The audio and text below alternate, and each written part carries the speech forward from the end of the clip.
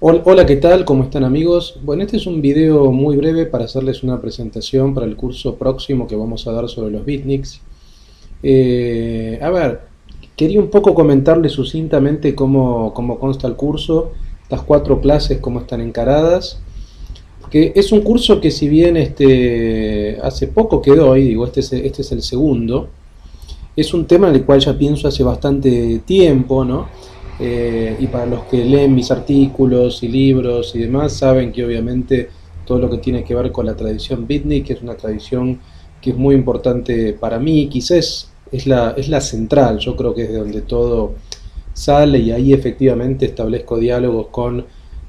cosas muy diversas, digo, como la filosofía del deseo, como el hedonismo, como el libertarismo, digo, pero básicamente el núcleo central de lo que yo pienso, de lo que yo hago desde que era chiquito, desde que, digamos, empecé a leer con cierta conciencia, son los escritores beatniks. Entonces, a ver, este curso es un curso que está articulado, como todos los míos, en cuatro clases.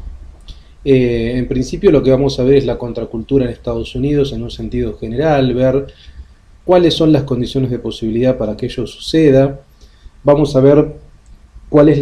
un poco la tradición que recupera Kerouac, Ginsberg y Burroughs, que son un poco el triángulo canónico de los beatniks, y ver específicamente la tradición que es anarcoindividualista, ver a Ralph Emerson, a Walt Whitman, a Henry David Thoreau, a Jack London, a Mark Twain,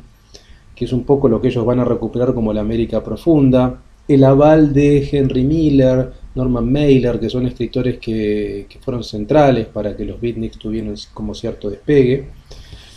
y ver específicamente también un poco las coordenadas políticas, sociales, el tema de la posguerra, a partir de la década del 40-50 en Estados Unidos, los enclaves urbanos que tienen mucho que ver con el surgimiento de la tradición beat, sobre todo en las ciudades y los barrios dentro de las ciudades donde se gestó ese movimiento literario, también político, estético, artístico, por ejemplo, como digamos en San Francisco el barrio de North Beach, que es un barrio central que todavía estos días tiene como cierto aire, digamos, tiene como cierto aire familiar a lo que fue ese movimiento beatnik, incluso está, digamos, el Museo de Kerouac, están los cafés, digo, como el Café de Tosca, como la librería City Lights, digo, hay espacios que son centrales de toda esta historia. También obviamente en New York con el Greenwich Village y también en Los Ángeles con Venice Beach, que son tres barrios centrales. La idea después es pasar a ver un poco, obviamente, las poéticas, ¿no? De Ginsberg, digamos, cómo trabaja Ginsberg, básicamente sus poemas, Howl, que es un poema central, cómo está articulado Aullido, y obviamente sí, ver un poco las claves de la escritura automática, que está en Kerouac, no solamente en On the Road, sino también en Los Subterráneos, en otros textos como Tristeza, como Desolation Angels, que son textos para mí incluso hasta más interesantes que en El Camino, que es icónico. Y obviamente después Burroughs, que es un escritor Burroughs que es más problemático, que él mismo resiste incluso el mote de beatnik, nunca se asume un poco de ese modo, pero claramente tiene que ver con la generación y tiene lazos muy directos con los dos grandes, digamos, epígonos que son Kerouac y Ginsberg. Por lo tanto, es bastante lógico que tenga que ir con ellos y ahí veremos Naked Lunch y otros textos centrales de William Burroughs. También la idea es pensar las políticas que están, digamos, en los textos, las posiciones políticas incluso de Kerouac, ¿no? Que era una suerte de conservador libertario, las posiciones políticas de Ginsberg, que era como una suerte de liberal de izquierda, la visión, digamos, muy anarquizante que tenía Burroughs, y luego sí pasar un poco a la filosofía que subyace en el tiempo. Es decir, cuando uno estudia en profundidad los beatniks y se saca todos los preconceptos y todas las tonterías que se dicen, si bien es cierto que hacen un elogio de lo espontáneo, si bien es cierto que el orgasmo y que la fisiología es fundamental para esa escritura, si bien obviamente hay elementos centrales como las drogas, como la experimentación lisérgica, como la marihuana, y como la meditación, y también cierto elemento místico, sobre todo que tiene que ver con el cristianismo primitivo, monástico, y con el budismo zen, eso va a estar. También es verdad digo que eran grandes escritores que tenían una formación muy sólida teórica. Digo, aparecen citas de filósofos como Nietzsche, como Wilhelm Reich, como el freudomarxismo, como Baudelaire. Eso aparece fuertemente en Kerouac. Entonces, la idea es ver la filosofía que subyace y que desde mi punto de vista es una filosofía que uno puede dominar como una expresión de un vitalismo libertario muy importante,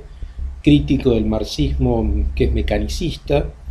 y crítico de una visión capitalista productivista clásica. Entonces aparece como una suerte de expresión que es anarquizante, vital, hedonista, libertaria, poética, muy interesante. Y por último, la idea también es ver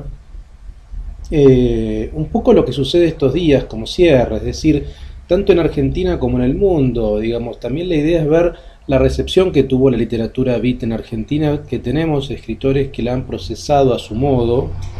y que eran grandes lectores de los beats, como Héctor Libertela o como Hugo Mujica o como Néstor Sánchez, por ejemplo, que indudablemente eran grandes lectores y viajaron a Estados Unidos, vivieron en New York un tiempo, digamos, o en Los Ángeles o en California, o tuvieron experiencias. También está el caso de Greenberg, que publicó hace poco un libro nuevo que habla de la década del 60. Entonces la idea es cómo hubo una recepción en la Argentina de ese tipo de tradición, beat, desde el Río de la Plata, que también existe. Y por último ver esta suerte de retorno de lo que se llama lo hipster, pensado en un sentido más riguroso, digo, ¿no? Porque indudablemente esta suerte de vuelta a lo hipster, que es un término que aparece en, digamos, en los textos beatniks de la década del 50, y que aparece como diferenciado lo que es el hipster y lo que es el beatnik, aunque es una sutileza demasiado puntual para exponerla ahora. Ver qué es lo hipster. De hecho, hay varios textos sociológicos o de cultura rock o de cultura pop que empiezan a hablar sobre eso y que, digamos, tuvo como centros también urbanos importantes en los barrios, como, digamos, en Brooklyn, como el caso de Williamsburg o el caso de Buenos Aires, en la ciudad de Buenos Aires, en barrios como Palermo Viejo o Soho, donde estamos nosotros y donde acá se dictan los cursos. Por lo tanto, estamos un poco en el epicentro de lo que se entendería de lo que es el movimiento hipster hoy.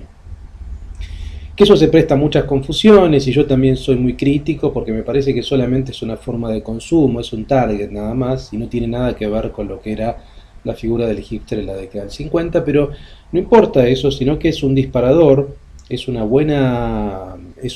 condición para pensar otra vez lo beatnik, los restos de lo beatnik, dónde está lo beatnik, y sobre todo para pensar la contracultura en un sentido amplio, es decir, para entender que la tradición beat es una tradición primero absolutamente norteamericana, estadounidense, que responde a las fibras norteamericanas más interesantes y que yo reivindico fuertemente, porque es una América profunda, es una América, digamos, es una América de la hondura, es una América anticonsumista, es una América antimecanicista, que respeta profundamente la libertad individual, pero que no es egoísta ni se lleva puesto al otro, que es antiimperialista, digo, que tiene muchos valores que yo reivindico fuertemente y que están en ese anarcoindividualismo muy noble y muy honesto, ¿no? Que van a reivindicar, quizás con sus características y de modo un poco más extremo, pero muy poético, los beatniks. Los beatniks eran quizá, o fueron quizá, la última generación literaria y la primera puramente estadounidense, eso nunca hay que olvidarlo, es la primera expresión puramente estadounidense, y a su vez fue la última, como les decía, que reivindicó la necesidad de creer en algo. Entonces, creer en la estética, creer en la sexualidad, creer en cierta mística, creer en uno, creer en ciertos valores humanos, pero valores de nobleza y de incluso de ternura, digo, es una generación profundamente amorosa. Lo que vino después, digamos, cuando termina el movimiento beatnik y bueno, después el hipismo es como una suerte de coda, es una suerte de continuación, que no es exactamente lo mismo porque los beatniks eran urbanos, eran individuales, escuchaban jazz, digo, vestían de negro como suelo vestir yo también, digo. Era otra cosa, pero si bien es cierto que el hipismo retoma eso, cambia bastante un poco lo que venía en la década del 50. Eh, pero un poco lo que les decía es que la última generación que realmente intenta creer y apuesta en un sentido fuerte. Luego, ya a partir de la década de fin de la década del 70 y la década del 80, lo que tenemos es el pop art,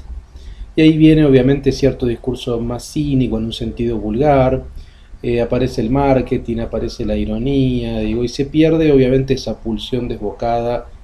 tan interesante y tan noble que tenían los beatniks. Y que por otra parte dialogan también con músicos de jazz como John Coltrane o como Dexter Gordon o como Miles Davis o como Charlie Parker, y como grandes pintores norteamericanos del expresionismo abstracto como Jackson Pollock, por ejemplo, que tiene absolutamente que ver estéticamente. Así que bueno, eso es un poco lo que quería contarles. Como cierre también les agrego que vamos a escuchar música. Nunca lo hicimos en mis cursos, pero este curso amerita escuchar, aunque sea algunos fragmentos, para ilustrar, digo, porque es una escritura muy musical y la música, el jazz es fundamental en el beat. Y vamos a escuchar seguramente fragmentos de Charlie Parker, de Miles Davis, de Chet Baker, de Dexter Gordon, de Jerry Mulligan, Ornette Coleman, que creo que va a ser mucho más interesante, y con el vino vamos a salir todos convertidos en neobeatniks. Bueno, gracias.